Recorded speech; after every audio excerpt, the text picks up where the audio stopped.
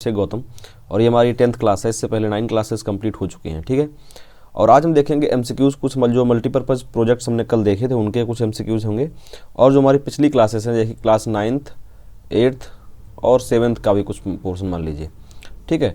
तो ऐसे ये है कि आपको मैं रिवाइज़ कराता रहूँगा। और आज सैटरडे है, आज का हमारा जो दिन है वो रेगुलर क्लास में से नहीं है। जो हमारी रेगुलर क्लासेस की टाइमिंग है अगर देखा जाए तो उस तरीके से, उस हिसाब से हमारी टाइमिंग क्या है, मंडे टू फ्राइडे के लिए, ठीक है। लेकिन अभी जो है क्लासेस छूट जाती हैं, जैसे कि मेरी एक क्लास मिस हो गई थी तो मैं सैटरडे को भी पूरी क्लास लूँगा, जैसे रेगुलर क्लासेस होती हैं उसी तरीके से। लेकिन संडे का जो वीडियो रहेगा वो आपका रिवीजन वीडियो रहेगा, ठीक है। संडे वाला वीडियो और रिवीजन वीडियो रहेगा। बहुत सारे लोगों का ऐसा भी कहना था, ऐसा मानना था कि संडे को छुट्टी करनी चाहिए, संडे को ऑफ होनी चाहिए क्लास। लेकिन अभी ऑफ करने का टाइम है नहीं, ना आपके लिए बेटर होगा, ना मतलब किसी के लिए ये चीज़ अच्छी नहीं होगी, क्योंकि कोर्स बहुत ज़्यादा है। जीएस में या कह लीजिए जीए क्या कहते हैं, जीए में, जनरल अवेयरनेस में कहने को कुछ चुनिंदा टॉपिक होते हैं, लेकिन कोर्स बहुत बड़ा होता है। और पहले ही जो हमारा जो हिसाब किताब है कि टॉपिक से हम चलेंगे, टॉपिक उसके बाद एमसीक्यूज़, तो थोड़ा सा मतलब प्रोसेस लंबा हो चुका है। क्योंकि अगर एमसीक्यूज़ के हिसाब से देखते, अगर हम सिर्फ इंपॉर्टेंट एमसीक्यूज़ देखते जाते तो शायद हमारा कोर्स जल्दी कंप्लीट हो जाता।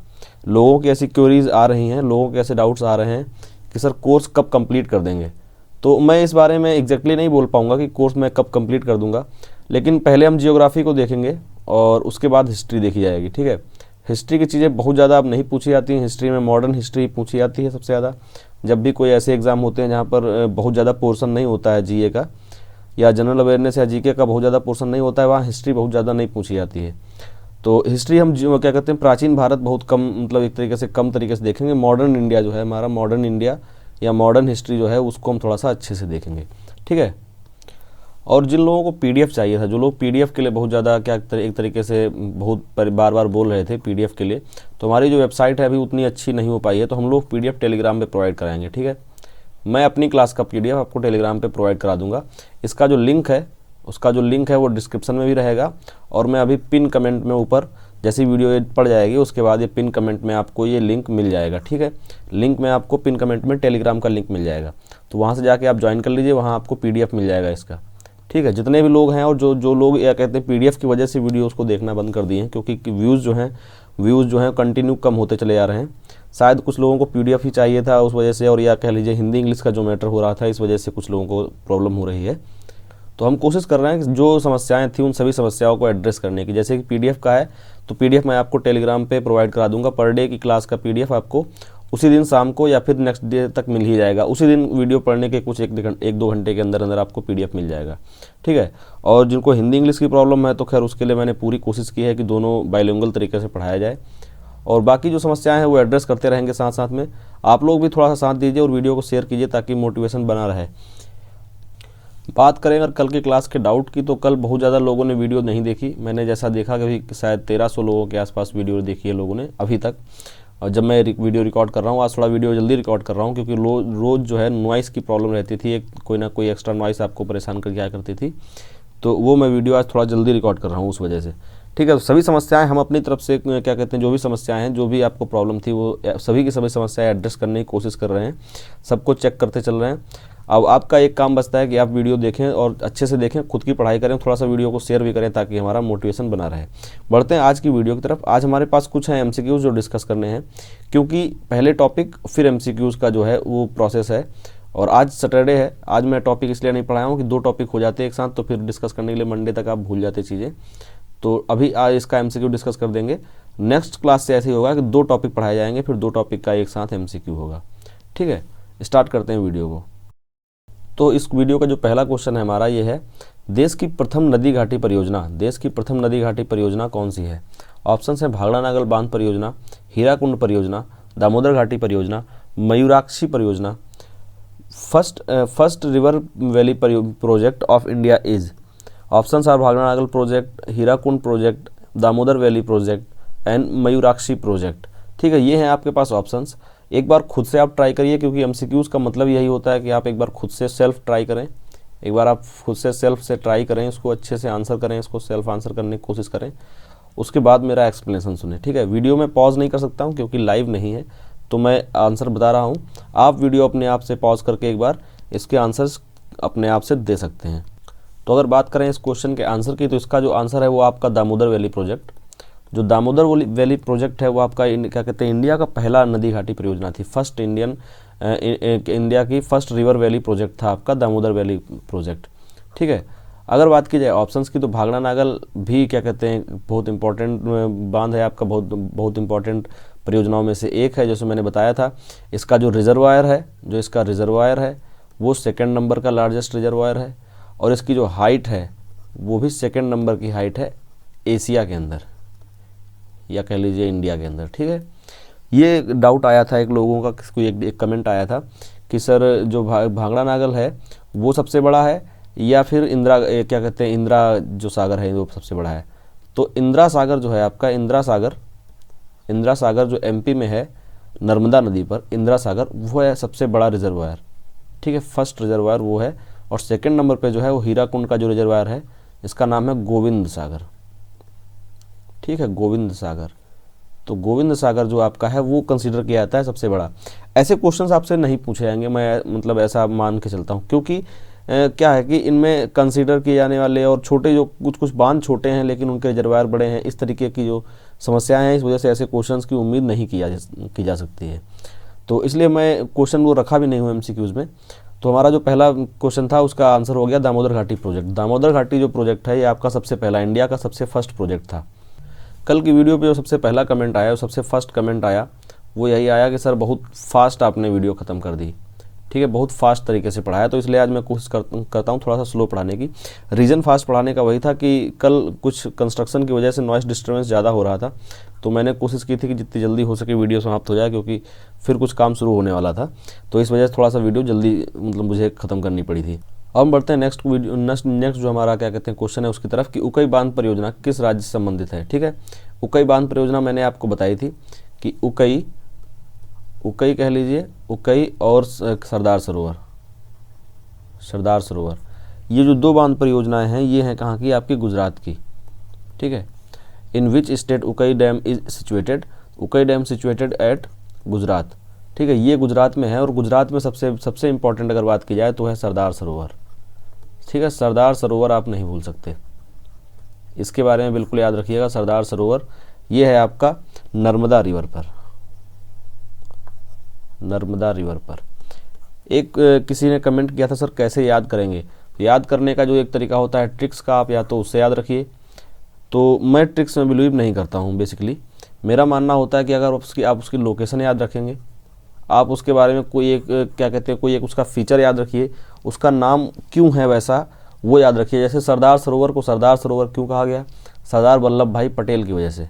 ठीक है, यूनिटी ऑफ स्टैचू आप सभी लोग जानते होंगे, यूनिटी ऑफ स्टैचू गुजरात के अंदर है।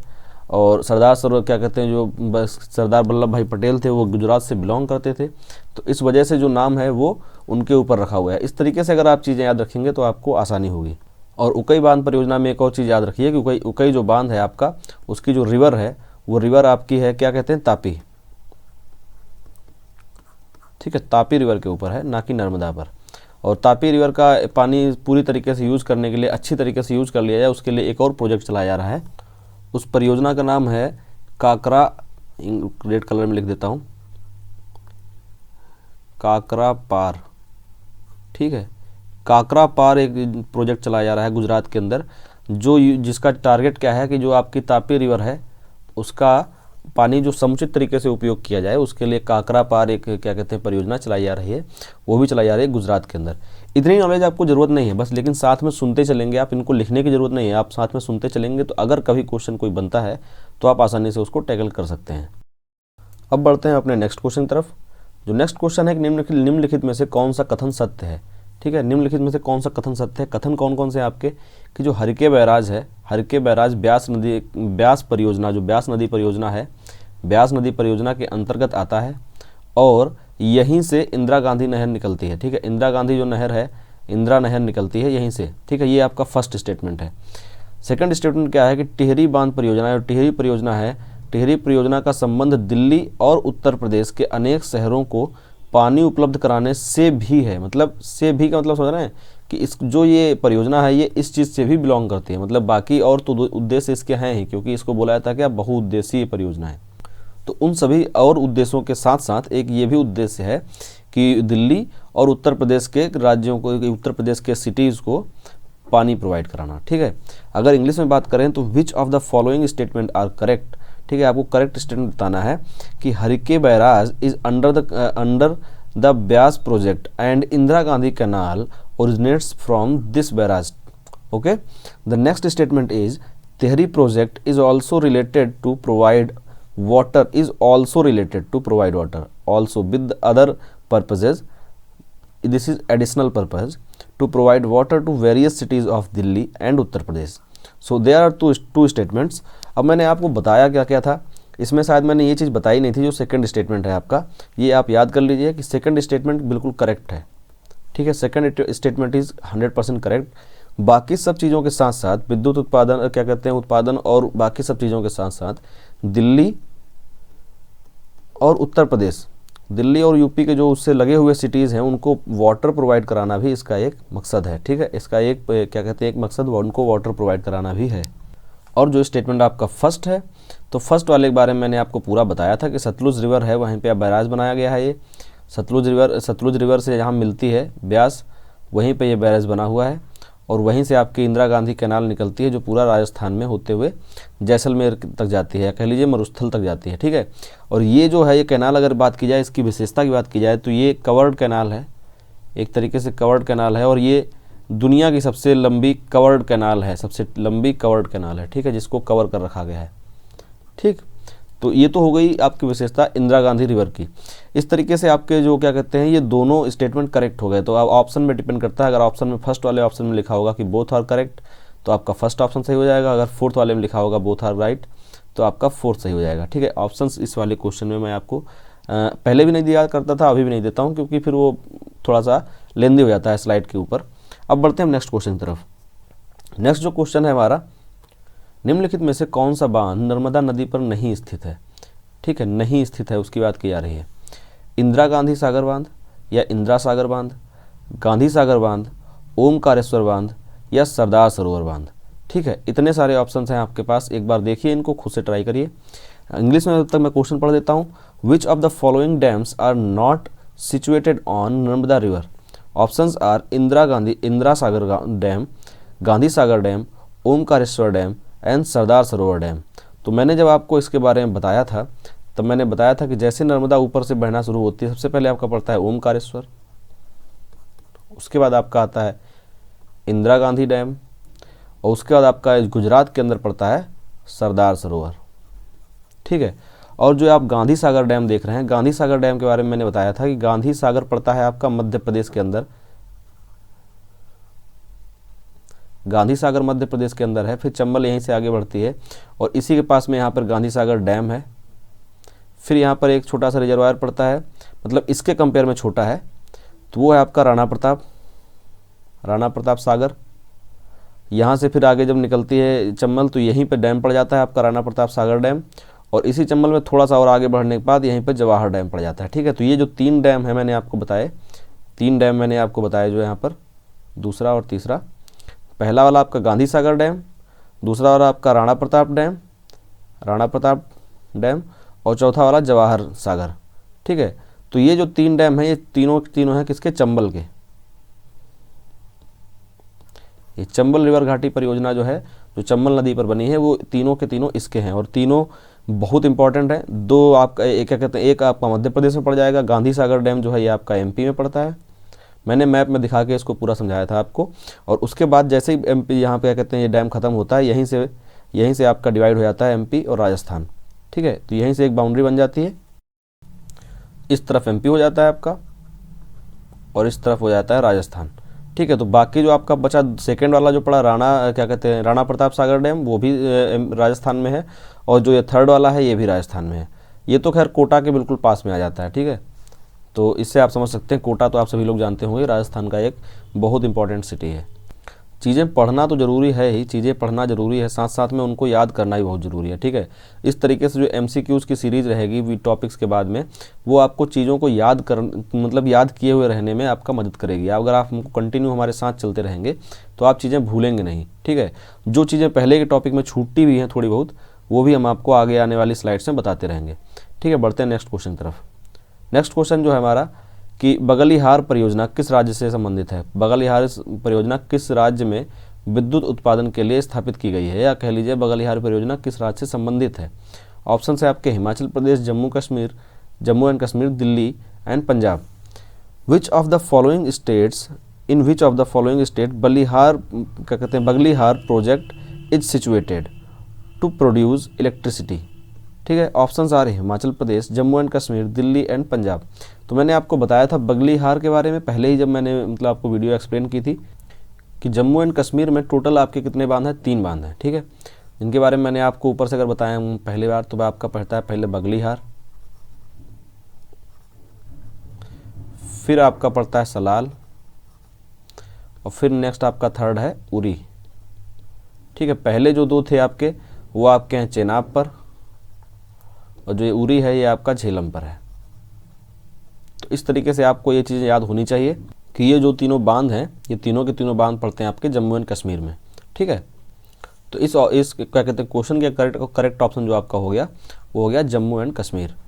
ठीक, अब हम देखते हैं नेक्स्ट क्वेश्चन पढ़ते हैं। तो हमारा जो नेक्स्ट क्वेश्चन है वो बात करता है कि विश्व में सर्वप्रथम डाक सेवा कहाँ से आरंभ हुई थी। ठीक है, ऑप्शंस आपके पास, ऑप्शन देख के आप बता सकते हैं कि आपसे कंट्री पूछना चाह रहा है, वो किस कंट्री में स्टार्ट हुई थी। अमेरिका, रूस, भारत और England. Where did the first aircraft postal service start. ठीक है, options are USA, Russia, England और इंडिया। ठीक है, तो पहली जो डाक सेवा थी, ये क्वेश्चन यहाँ पर क्यों है आप समझ सकते हैं कि इसका आंसर क्या होगा, भारत होने वाला है। क्योंकि हम पढ़ रहे हैं क्या, जितनी भी चीज़ें अभी तक हमने पढ़ी हैं वो सिर्फ इंडिया से रिलेटेड पढ़ी हैं।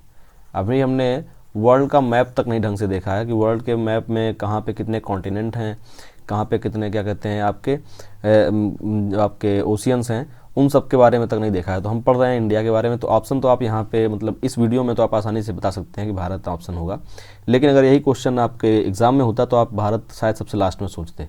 ठीक है, तो इंडिया में सबसे पहली पोस्टल सर्विस स्टार्ट हुई थी, और कहाँ से कहाँ तक, इलाहाबाद से, या आप कह लीजिए प्रयाग से, इलाहाबाद से नैनी तक। इलाहाबाद से नैनी जो है आपका पहला, सबसे पहले क्या कहते हैं पोस्टल सर्विस स्टार्ट हुई थी। और ये जो सर्विस है, ये जो सेवा है, ये स्टार्ट हुई आपकी 20वीं शताब्दी के स्टार्ट में, 20वीं शताब्दी के स्टार्ट में मान लीजिए 1911 में ये सर्विस स्टार्ट हुई। ठीक है, इससे रिलेटेड एक क्या कहते हैं इमेज है जो एक साइट पे मुझे मिली थी, इस पे हो सकता है कॉपीराइट मुझे लग जाए, लेकिन मुझे लगा आपको दिखाना चाहिए। ये वो इमेज है जिसमें क्या कहते हैं पोस्टल सर्विस स्टार्ट हुए थे, जो क्या कहते हैं विमान थे जो उड़ा के ले जा रहे हैं उसको, वो इमेज है। ये आपको इस तरीके की जो चीज़ है इसको याद करने में आपको मदद करेगी। ठीक है, फरवरी 18, 1911। ठीक है, फरवरी 18, 1911 इलाहाबाद। ठीक है, तो इलाहाबाद से नैनी गई है पहली डाक सेवा। ठीक, तो इस तरीके से इस क्वेश्चन को आप अब कभी शायद नहीं भूलेंगे। ठीक है, इस इमेज के सहारे आप इसको याद कर सकते हैं। बढ़ते हैं नेक्स्ट क्वेश्चन की तरफ। नेक्स्ट क्वेश्चन है हमारा कि विजयवाड़ा किस राज्य क्या कहते हैं राष्ट्रीय जल मार्ग पर स्थित है। ठीक है, विजयवाड़ा मैंने आपको बताया था, मैं पहले क्वेश्चन इंग्लिश में पढ़ देता हूँ। On which national waterway Vijayawada is situated. ठीक है, तो विजयवाड़ा के बारे में मैंने आपको बताया था कि विजयवाड़ा कहाँ पर है। जब आपका क्या कहते हैं नेशनल वाटरवे 4 वो काकीनाका से जब निकल के आगे बढ़ता है, मैंने बताया था ये जैसे कोस्टल लाइन मान लीजिए ये। ठीक है, तो यहाँ आंध्र प्रदेश के कहीं काकीनाका के पास से चलता है, तो यहाँ पहले आता है, यहाँ से आपको यहाँ पे कृष्णा नदी मिलती है। ठीक है, और यहाँ से फिर और आगे आता है। तो जो ये सेंटर है, जो यहाँ पे एक प्लेस मिलती है बड़ी वाली, ये है विजयवाड़ा। ठीक है, यही है विजयवाड़ा, ये वो है सिटी आपका विजयवाड़ा। यहाँ से फिर आगे जाते हुए और भी और सिटीज़ पड़ते हैं रास्ते में। चेन्नई आता है, उस चेन्नई से होते हुए जाती है कहाँ तक, पांडुचेरी तक। पांडुचेरी में अगर क्या कहते हैं एग्जैक्टली प्लेस की बात की जाए तो काला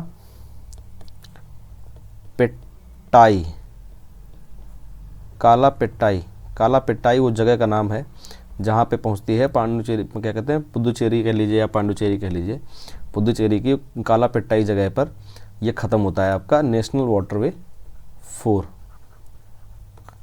तो आपका विजयवाड़ा कहाँ पड़ता है, नेशनल वाटरवे 4 पर।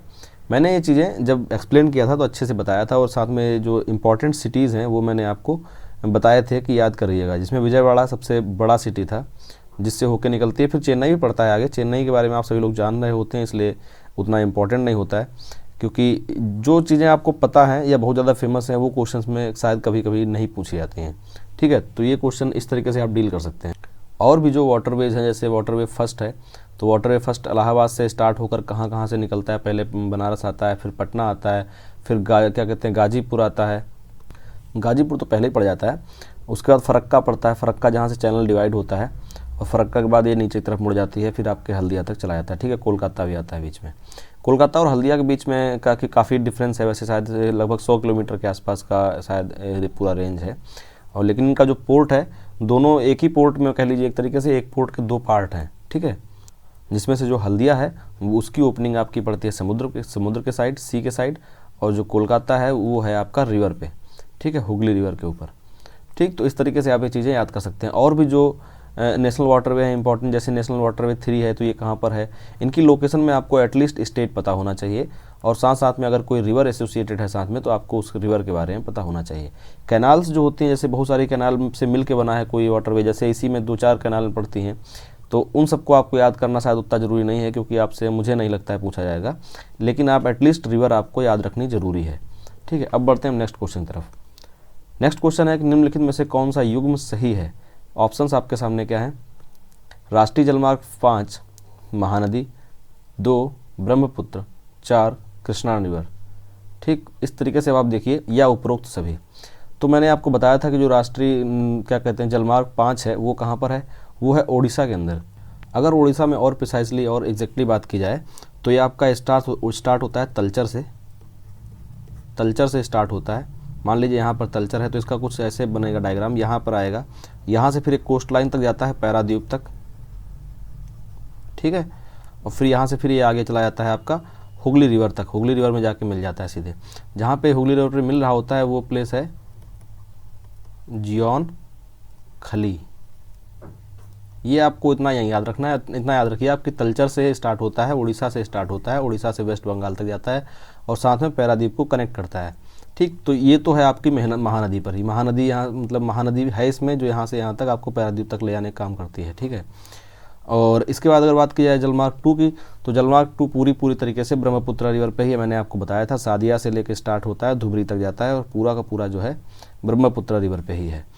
जलमार्ग 4 की अगर बात की जाए, तो अभी जो पिछले क्वेश्चन में हम देख रहे थे कि जो काकीनाडा से स्टार्ट होता है, और फिर विजयवाड़ा के पास जहाँ आता है वहाँ पर इससे आके मिलती है कृष्णा रिवर, ठीक है, कृष्णा रिवर वहाँ से आके मिलती है, फिर इसके बाद ये नीचे चला जाता है जहाँ चेन्नई, और फिर आके पुडुचेरी तक पहुँच जाता है।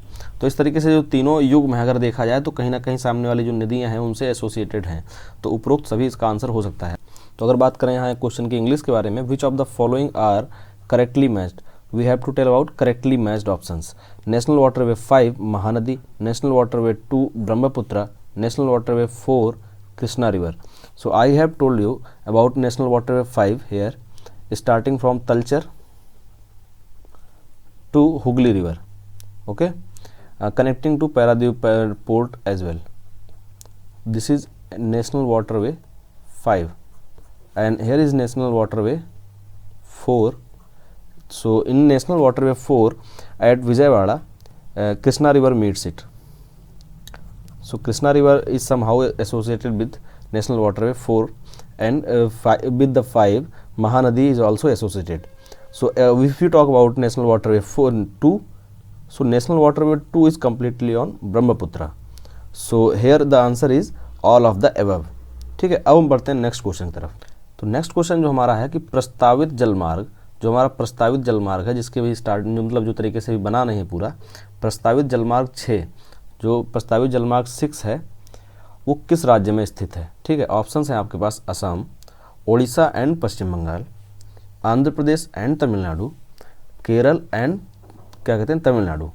In which state the proposed waterway 6 is situated, Assam, Odisha and West Bengal, Andhra Pradesh and Tamil Nadu, Kerala and Tamil Nadu. तो जो मैंने बताया था नेशनल वाटरवे 6 के बारे में, जिसका इनॉग्रेशन कब हुआ, जो आपका आया क्या कहते हैं एक्ट आया 2016 में, उसके तहत बनाए गए 106 नए वाटरवे, तो उसमें भी उसी में इसका इनॉग्रेशन किया गया, या इसकी क्या कहते हैं एक तरीके से नींव रखी गई। ये बनने वाला है कहाँ पर, ये बनेगा आपका आसाम के अंदर, ठीक है। आसाम के ही एक प्लेस क्या कहते हैं, उसका नाम अगर मैं बताऊँगा आपको, लखीपुर। आसाम में एक जगह है लखीपुर, तो लखीपुर से स्टार्ट होकर, लखीपुर ये भी आसाम के अंदर है, लखीपुर से स्टार्ट होकर भागा तक जाएगा, ठीक है, भागा। और इसकी अगर कुल लंबाई की बात की जाए तो बहुत ज़्यादा लंबा नहीं है, मात्र इसकी लंबाई जो है 121 मीटर की है। ठीक है, 121 किलोमीटर की, 121 किलोमीटर की लंबाई वाला जो आपका है नेशनल वाटरवे 6, ये है प्रपोज्ड, और ये है कहाँ पर आपका, आसाम के अंदर। So answer is Assam and it is between Lakhipur to Bhaga and the stretch is 121 kilometres. Okay, अब हम बढ़ते हैं नेक्स्ट क्वेश्चन की तरफ। ये सभी कुछ वो क्वेश्चन हैं जो मैं आपको इसलिए बता रहा हूँ ताकि आप भूलें ना, क्योंकि हो सकता है कि जो कल की क्लास में बोला रिवीजन की क्लास, हो सकता है कल रिवीजन क्लास ना होकर कल आपको प्रीवियस ईयर के पेपर मिलें। ठीक है, प्रीवियस ईयर के पेपर्स आपको मिले, तो इसलिए मैंने ये जो क्लास है इसको थोड़ा सा रिवाइज भी करा दिया है। तो कल आपको हो सकता है कि इसी टाइम पर, जो अभी आज का टाइम है 7 PM पर ही आपको कल आपको प्रीवियस ईयर का पेपर मिल सकता है, इसी चीज़ क्या कहते हैं हमारे GA का। ठीक है, अब बढ़ते हैं, देखते हैं क्वेश्चन के बारे में। क्वेश्चन है हमारा कि 2016 में शुरू की गई निम्नलिखित में से कौन सी परियोजना है जो बंदरगाहों से संबंधित है। ठीक है, ऑप्शन है आपके स्वच्छ भारत अभियान, हरित बंदरगाह परियोजना, स्वच्छ बंदरगाह परियोजना, या उपरोक्त में से कोई नहीं। Started in 2016, which products are related to ports. ठीक है, यहाँ पे रिलेटेड टू होना चाहिए था, related to ports. Okay, Swachh Bharat Abhiyan, project green ports, project clean ports and none of the above. So 2016 में स्टार्ट हुआ, 2016 में स्टार्ट हुआ प्रोजेक्ट ग्रीन पोर्ट्स।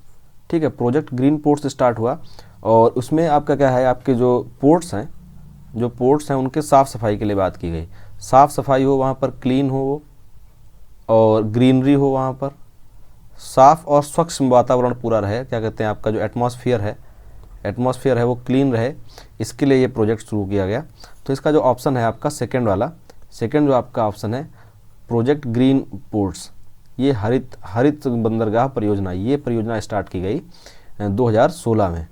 ठीक है, तो ये है इससे रिलेटेड। इस टाइप के क्वेश्चंस आपसे पूछे जा सकते हैं, क्योंकि होता क्या है कि आपसे बहुत ज़्यादा बड़ा क्वेश्चन है, कोई नहीं पूछा जा रहा है, और इसमें ऑप्शंस जो आपको मिलेंगे वो भी, आप पहला तो ऑप्शन क्लियर कट कर सकते थे कि ठीक है स्वच्छ भारत अभियान पूरे देश में स्वच्छता से रिलेटेड था, पोर्ट से इसका कोई विशेष संबंध नहीं था, और आप कंफ्यूज हो सकते थे बस इन दोनों के बीच में। ठीक है, तो स्वच्छ बंदरगाह परियोजना इसमें आंसर नहीं है, इसमें है हरित बंदरगाह परियोजना, क्योंकि इसमें सफाई के साथ साथ ग्रीनरी का भी ख्याल रखा जाएगा। ठीक, तो इस तरीके से इस क्वेश्चन का तो आंसर हो गया। लेकिन अगर आपसे एक और क्वेश्चन पूछा जाए कि सागरमाला प्रोजेक्ट जो है, सागरमाला प्रोजेक्ट जिसको 2003 में स्टार्ट किया था अटल बिहारी वाजपेयी जी की सरकार ने, और मोस्ट अवेटेड क्या कहते हैं प्रोजेक्ट में से एक था, ये काफ़ी वेट किया इसने, फिर जाके अभी इसको क्या कहते हैं अनुमति मिली है, 2016 में ही मिली है शायद, 16 या 17 में। तो जो सागरमाला प्रोजेक्ट है वो भी आपका जो है बंदरगाहों से रिलेटेड है, पोर्ट से रिलेटेड है। ठीक है, इंटर कनेक्टिविटी पोर्ट्स की कहाँ पे, रीजनल कनेक्टिविटी, तो रीजनल कनेक्टिविटी बनाने के लिए क्या कहते हैं प्रोजेक्ट चलाया गया है सागरमाला। ऐसे ही एक और प्रोजेक्ट चलाया गया है, मैं इसको साफ करता हूँ पहले, ऐसे ही एक और प्रोजेक्ट चलाया गया है जिसका नाम क्या है, भारतमाला। तो जो भारतमाला है, भारतमाला और सागरमाला, ये दोनों नाम याद रखिएगा, काफ़ी इंपॉर्टेंट है।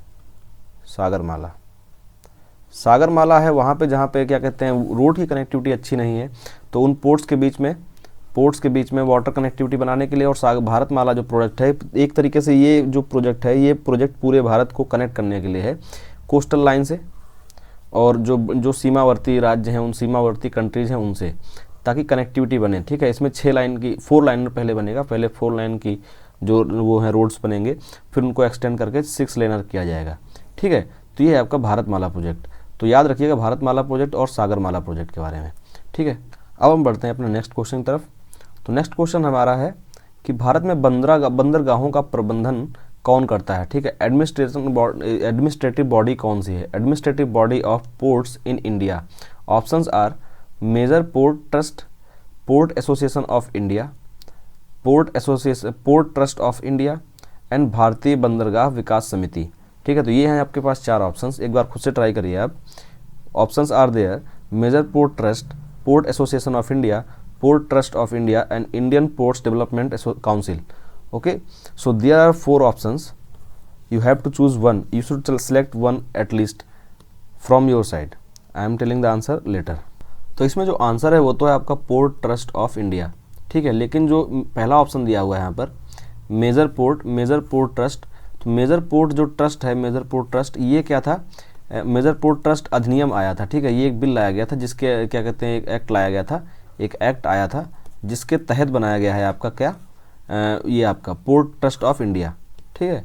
पोर्ट ट्रस्ट ऑफ इंडिया बनाया गया है मेजर पोर्ट ट्रस्ट एक्ट के अंदर, ठीक है। तो ये आपका है एडमिनिस्ट्रेटिव बॉडी, जितने भी हमारे मेजर पोर्ट्स हैं, या जो कह लीजिए एक तरीके से जो पोर्ट सिस्टम है इंडिया का, वो पूरा पोर्ट सिस्टम किसके अंडर आता है, आपके पोर्ट ट्रस्ट ऑफ इंडिया के अंदर, ठीक है। क्वेश्चन ये इंपॉर्टेंट है, अभी तक कहीं पूछा नहीं गया है, लेकिन हो सकता है आपसे पूछा जा सकता है ये क्वेश्चन, क्योंकि वैसे बहुत बड़ी बॉडी है और अगर पोर्ट्स के बारे में क्वेश्चन आ रहा है तो इसके बारे में भी क्वेश्चन आ सकता है, ठीक है।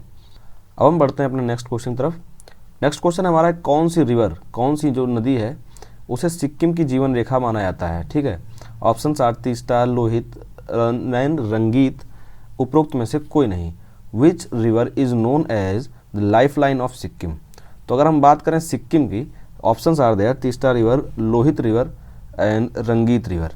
तो अगर हम सिक्किम की बात करते हैं तो एक रिवर का आपने नाम सुना होगा तीस्ता रिवर। इसका क्या कहते हैं जो विवाद है, इसका जो विवाद है वो है इंडिया और बांग्लादेश के बीच, ठीक है। ये नदी आती कहाँ से है, ये सिक्किम में ओरिजिनेट होती है, फिर जो ये मतलब ये है इंडिया से होते हुए ये जाती है बांग्लादेश के अंदर, ठीक है। तो ये रिवर है जो आपकी तीस्ता रिवर, इसको बोला जाता है सिक्किम की लाइफलाइन। पहले तो इसका ये आंसर है, सिक्किम की लाइफलाइन क्या है, तीस्ता रिवर, क्योंकि इसका जो एरिया है ये पूरे सिक्किम की सबसे बड़ी नदी है और इसका एरिया भी सबसे ज़्यादा है सिक्किम को जो कवर करती है। एक तरीके से ये पूरे सिक्किम को पानी प्रोवाइड कराने का काम करती है, इसीलिए इसको बोला जाता है life line of Sikkim, okay. तो ये तो बात हो गई सिक्किम की। अगर हम बात करें अब तीस्ता रिवर के बारे में, तो तीस्ता रिवर करती क्या है, तीस्ता रिवर पहले तो आपकी जो सिक्किम है और बांग्लादेश क्या कहते हैं आपका वेस्ट बंगाल है, उसके बीच में बाउंड्री बनाती है, ठीक है। क्योंकि आपको मैंने बताया है, बार बार बताया कि बांग्लादेश का एक एरिया ऊपर तक जाता है जो सिलीगुड़ी कॉरिडोर बनता है। यहाँ पे सिक्किम अगर मान लीजिए तो ये जो एरिया है आगे तक बांग्लादेश, यहाँ तक क्या कहते हैं आपका वेस्ट बंगाल का एरिया यहाँ तक जाता है, उसके आगे यहाँ से आसाम शुरू हो जाता है, ठीक है। तो अगर हम यहाँ बात करें तो पहले तो ये बनाती है आपके सिक्किम और वेस्ट बंगाल के बीच में बाउंड्री, और फिर ये आगे जाके चली जाती है बांग्लादेश में, और यहाँ मिलती है ब्रह्मपुत्रा से। ब्रह्मपुत्रा को बांग्लादेश में क्या बोला जाता है, पद्मा, मैंने आपको बार बार बताया है, ठीक है। तो बाद में जाके पद्मा से मिलती है। और यहाँ पर विवाद क्या है, ये विवाद काफ़ी पुराना विवाद चला आ रहा है, 1950 से विवाद चला आ रहा है कंटिन्यू इंडिया और बांग्लादेश के बीच। तो इसमें मतलब काफ़ी एक तरीके से विवाद देखा जाए तो काफ़ी सिंपल है। इंडिया का कहना है कि 52% जो पानी है वो हमारा है और बचा हुआ 48% जो है वो बांग्लादेश का है, ठीक है। ये इंडिया चाहता है, जबकि बांग्लादेश की मांग क्या है कि 20% जो वाटर है, 20% नेचुरल फ्लोइंग वाटर उसके लिए छोड़ दिया जाए और उसके बाद जो बचता है 80% उसमें से आधा आधा किया जाए, मतलब 40% इंडिया का और बाकी बचा हुआ जो आपका 60% हो जाएगा टोटल, वो हो जाएगा बांग्लादेश का। तो ये बांग्लादेश की शर्त है और ये इंडिया की शर्त है। इस तरीके से ये जो विवाद है ये काफ़ी दिनों से चला आ रहा है और अभी भी ये इसका पूरा सोल्यूशन एक तरीके से नहीं निकल पाया है। तो इस तरीके से आप समझ सकते हैं कि जो तीस्ता रिवर है ये कितनी इंपॉर्टेंट है।